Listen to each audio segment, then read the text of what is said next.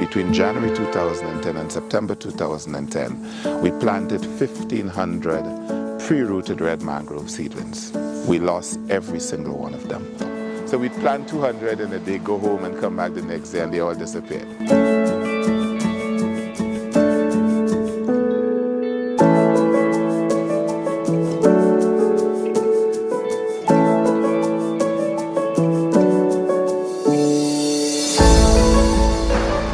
My name is Tyrone Buckmeyer. I am the founder and executive director of Grenada Fund for Conservation Incorporated. Glynis Roberts, a resident of the Woodlands, Woburn area for over 50 years. We're standing at the Woburn Mangrove Restoration site. Up to the passage of Hurricane Ivan in September 2004, the original mangrove ecosystem in Woburn was quite lush and quite heavily vegetated. The mangrove there was beautiful, man. Prior to Hurricane Ivan, we had the seawater where when we were walking up to the playing field, we would put our foot in the seawater. As you would see, the sea comes really deep inland. I used to make fish pot, set fish pot all about in the place, the whole fish.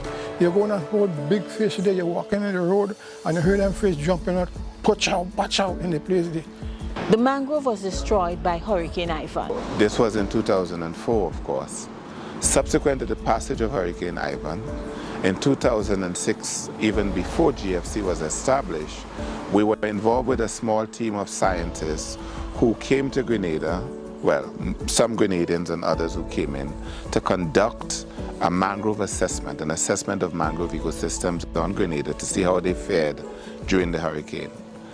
And Woburn was one of 38 systems that they looked at across the country. Restoration happened through Jeff with St. George's University, and we tried to replant, redesign. When we started the actual attempt at the restoration in 2009, there was nothing growing in the system behind me. All the old growth mangroves had been destroyed. There was very little natural regeneration. So what people saw were a lot of old trees that were just dry because all their branches and so on were gone. But in addition to that, there was quite a lot of construction debris, household debris, stuff that were either deposited during the hurricane or subsequently dumped by people who were looking for sites to dump their stuff.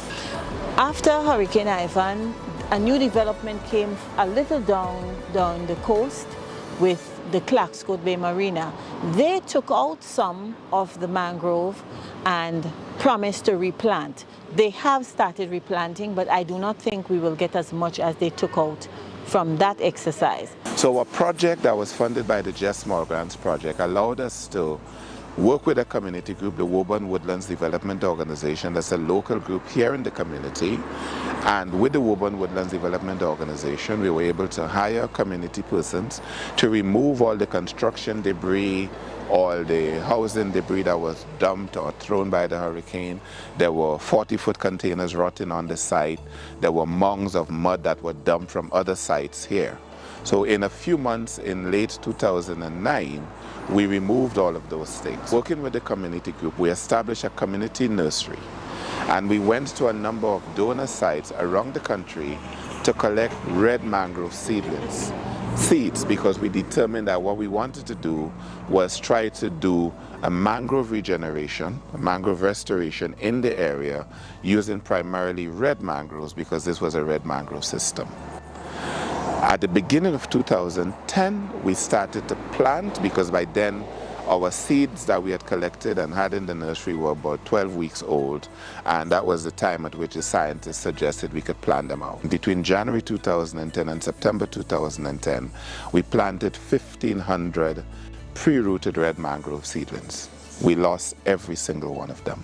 There were three reasons for the loss. One reason is 0.7 miles upriver from the site, there's a rum factory, and most of their waste was dumped directly into a small creek that ran directly through the system. And when we did water and soil sampling, there was a very heavy toxic load in the system that could be attributed to the rum factory. That was challenge number one. Challenge number two was crab predation. There are a lot of crabs in the mangrove ecosystem, and they eat the leaves at the top of the plant. So even if we were putting in pre-rooted seedlings that were 12, 14 inches tall, the crabs that lived in the system were literally pulling them down into their holes to eat the leaves on the top. So we'd plant 200 in a day, go home and come back the next day, and they all disappeared. The third challenge was the ambient temperature in the system in 2010 was over 100 degrees almost every day. So the water itself was quite hot. So we lost everything.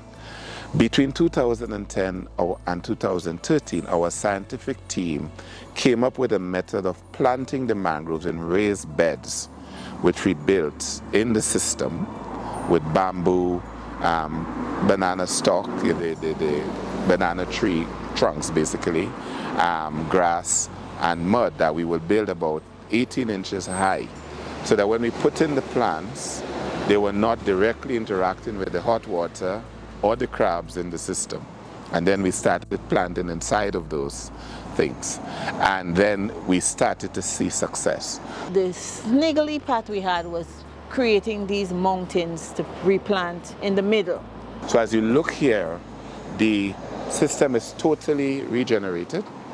Red mangroves, which we planted about 2,000 of, white mangroves, which largely have come in as natural regeneration. And then in 2010, as part of our Earth Day activity, we invited school children from a primary school here in the community to plant sea grapes and almond plants, which we bought from the forestry department. These almond trees were planted so that the crabs can eat the almonds, while the seeds from the mangrove are actually the tree plants. So as a result of working with the local community, with school children, with adults, with persons who were paid, with persons who volunteered, between 2010 and 2013, we completed all our planting in this area. This system is now actually a donor site, because as we continue to do mangrove restoration in other parts of the country, we are in fact now able to come here to get red mangrove seeds from the mature trees that are in this system now to use for, for nurseries in other communities around the country. We are continuously working towards getting the mangrove population back to where it should be. I'm glad they start planting that back, because my children and she grandchildren will get the benefit. As we've done the restoration, we didn't just focus on planting the trees. We did surveys to understand what's in the system. We did neckton surveys, which allowed us to basically record the different species of fish that live in the system. We did bird surveys as part of the Caribbean Water Bird Census, which GFC coordinates in Grenada every year. These mangroves are home to the birds in the winter. So this is a sustainable project in itself, because we can do bird watching here. We know that there are 42 species of migratory and resident birds that use the Woburn mangrove ecosystem on a daily basis or in the course of a given year. Some of them roost, some of them feed, some of them nest, different activities. So we have developed this site as a community green space that we also were able to attract funding to put in a viewing platform, so that ecotourists, researchers, school children, villagers who are interested in seeing birds, learning about birds, could come into the system, go up to the viewing platform and look over into the system, where we had a signage about the birds and the fish and so on that existed in the system. If we do this and share the knowledge, people, the younger generation, will understand why the mangrove is important to our whole ecosystem. Unfortunately, part of the downside of the success is now that the growth of the mangroves and the almonds and the grapes is so consistent, so prolific, if you will, that the viewing platform almost cannot serve a purpose in that regard anymore. But that's because the system has regenerated so beautifully. A picture tells 1,000 words. So looking around, you would see from being able to look at one side to the other side, you can no longer do that. So there is growth, especially around here, which I think is a white mangrove. It's important for the next 50 years for the people we can't go there just now. The next 50 years, the mangrove will remain there.